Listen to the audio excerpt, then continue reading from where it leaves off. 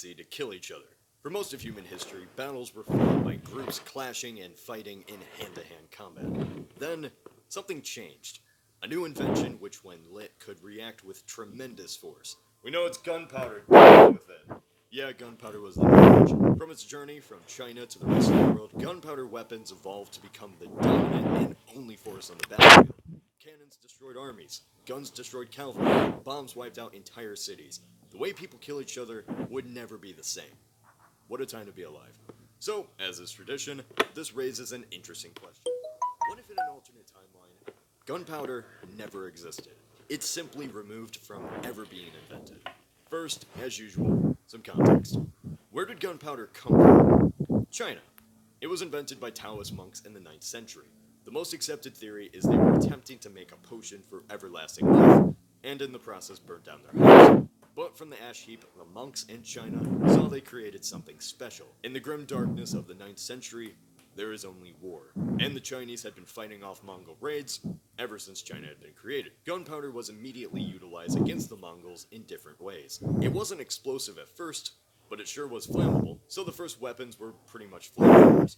As time went on, technology improved, and the Chinese invented more explosive powder. This was used to create the first cannons, grenades, and bombs. To a battle-hardened Mongolian soldier, the only fighting they've ever known was from pointing weapons. This type of warfare sounded like thunder and killed with flames. If you've never heard of fireworks before, you'd probably think the world was ending. But gunpowder wasn't enough to stop Genghis and the Mongol Empire from conquering China. And soon the secret was out. The Mongols spread across Eurasia, bringing gunpowder with them. After conquering basically everything, they established a trade route which connected Europe, the Middle East, and Asia. Gunpowder was adopted by the Islamic world. Europe, after seeing this new foreign technology used against them, knew they had to adapt. Medieval Europe, not surprisingly, was a place of conflict and war. It's a general rule in warfare that most of the time, the less technologically advanced army is going to lose. You can have the greatest fighters in the world, but if they're equipped with stones going up against bronze, or bronze going up against iron, they're most likely going to lose. For millennia, this meant armies had to improve the quality of swords, armor, and arrows that they had. Military evolution meant sharper and more durable steel, but it also meant the skill of the man wielding it, which would also be an important factor. I'll talk more about this later. Cannons changed the game. Eventually. By their introduction in the 14th century, they were pretty useless and dangerous at first in Europe. But soon they were shrunk down, made more portable, and we saw the introduction of mortars, hand cannons, and soon enough, portable handguns. The first guns. Very much oversimplifying for the sake of time, but changed the dynamic of how people fought. Be it cannons or guns, people now had the capability to cause much more destruction with less training. Before guns, a soldier's strength was determined by his size, power, and ability to fight. Of course, an arrow could kill soldiers at a long range, but most war was hand-to-hand combat. The stronger soldier usually won.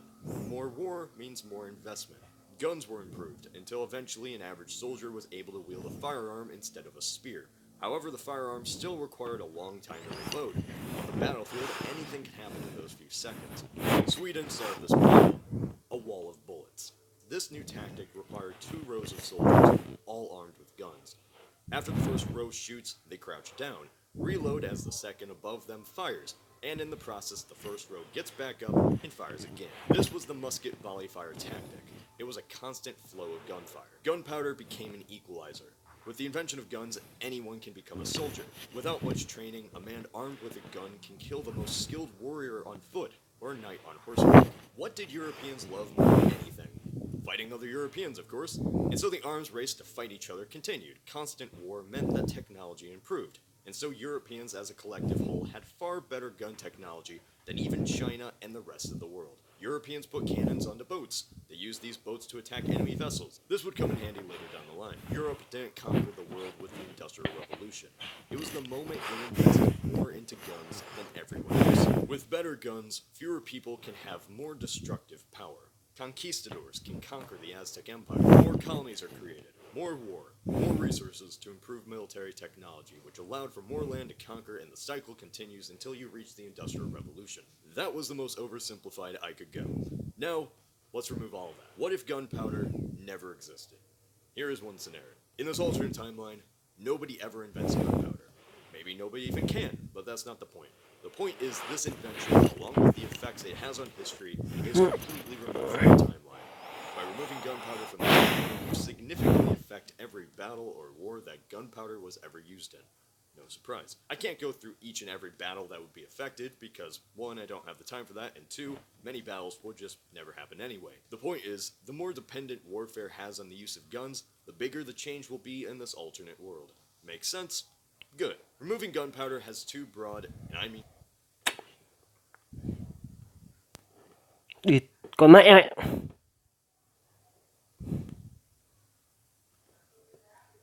Nhập tí nhé các bạn. very broad effects on how warfare is waged. One, war is far less devastating in scale, and two, there's much more of it. For the most part, war was fought the same way ever since civilization began. Everyone just used a weapon with a sharp tip. Before guns, war changed in different ways. Technology and metallurgy and projectiles evolved, but the relationship between war and its destruction of cities and the landscape around it never really changed in those thousands of years. Gunpowder brought war into a new league. In football terms, it brought war from the NCAA to the NFL. The rules of war are now different, and so its effects on society are too. No new weapon had that type of impact before. Introduction of guns and musket volley fire sent battlefield mortalities up drastically. War no longer was hand-to-hand combat or knights on the field. It was much more random violence. As for destruction of the cities, before gunpowder, cities could be burned, pillaged, or destroyed, but this was violence occurring over a period of days.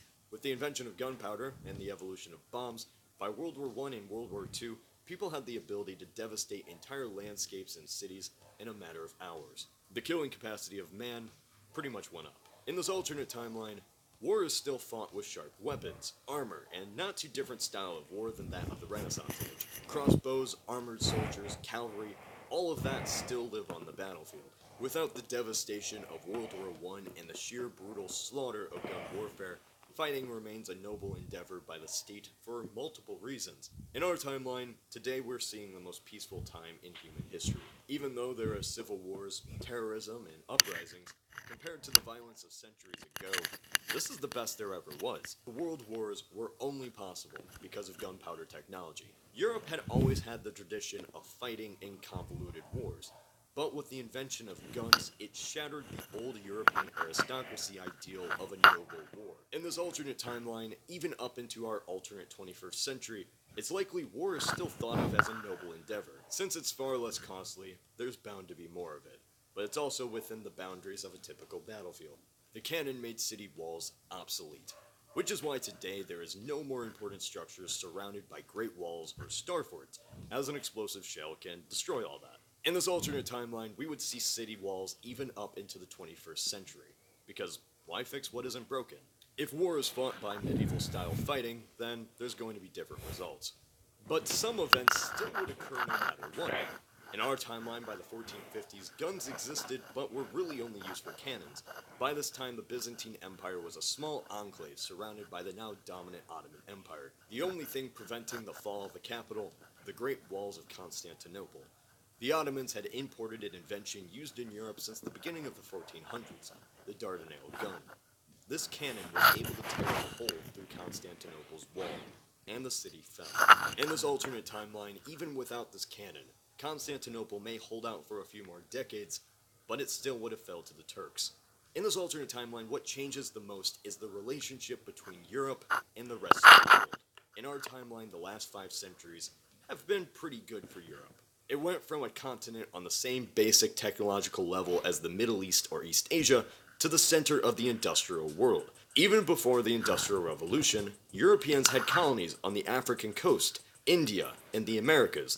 The Portuguese were able to conquer African trade ports by firing cannons onto port cities. Now, European economics played a part into their global prestige, but this trade primarily came from being able to now dominate over valuable lands. Europeans could invest into global colonies, and this gave them a trade advantage over China for the first time. In this alternate timeline, Europe never has the dominant power. In some parts of the world, Europe still can have an advantage, like in the Americas, as the population would be ravaged by smallpox, and cavalry warfare is still extremely efficient against tribal warriors. But in the Old World, Europe simply can't take control on the scale they did in our timeline. Putting foot soldiers on the ground is much more risky when there isn't much of a difference between them and a native population. Fun fact, Europe is a peninsula, with a whole bunch of peninsulas coming out of it. So, unsurprisingly, Europeans became pretty good shipbuilders.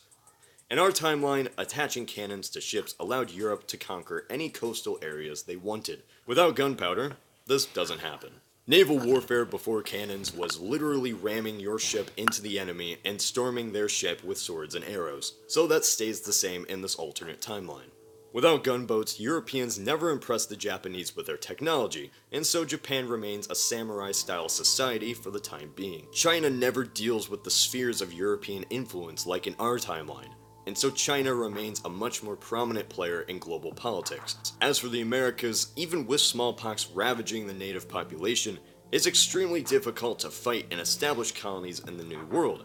The Aztec and Inca still could fall, since the Europeans had cavalry and an advantage over the foot soldiers of the New World, but it's much more dangerous and slower to establish colonies. Without gunpowder, military technology still advances. Crossbows were becoming far more common on the battlefield in our timeline. It's likely they would be more powerful. Yet arrows are expensive to craft, and never would be used on the same scale as bullets. Though it'd be cool to see a D-Day style invasion with arrows and armor. In this alternate timeline, cavalry in the New World would die out just as it did in our own. Arrows usually killed horses, and the armored knights would dismount to become tanks against unskilled infantry. But against the Native Americans who have never seen a horse before, cavalry could still be utilized. Now you might say, well, wouldn't military technology advance farther than that? Yeah, it would. Just in a different way. Without gunpowder, technology would advance to allow us to have better and stronger metal for personal armor. We'd see stronger arrows and swords to counteract that armor. But other than that, that's basically it. Now, why does everything stagnate in this alternate timeline? This doesn't mean technology doesn't advance. The Industrial Revolution may have taken place anyway later down the line, even if it wasn't in Britain or in the 18th century. There's no way to predict when it could have happened, but there's a chance technology advances even without guns. Maybe these alternate modern wars are the equivalent of medieval steampunk battles. Who knows? But the point is, without gunpowder, military history may have taken a stranger turn as society continues to evolve. The question about whether gunpowder affected society, capitalism, and the modern nation state is a debate historians still discuss today. As we go further into the 21st century, our view of how guns changed the world will change as well. I can't predict how democracy, capitalism, or the modern economy would differ, as the institutions that created them may not exist at all. What do you think would have happened had gunpowder never existed? Say in the comments. This is Cody of Alternate History Hub.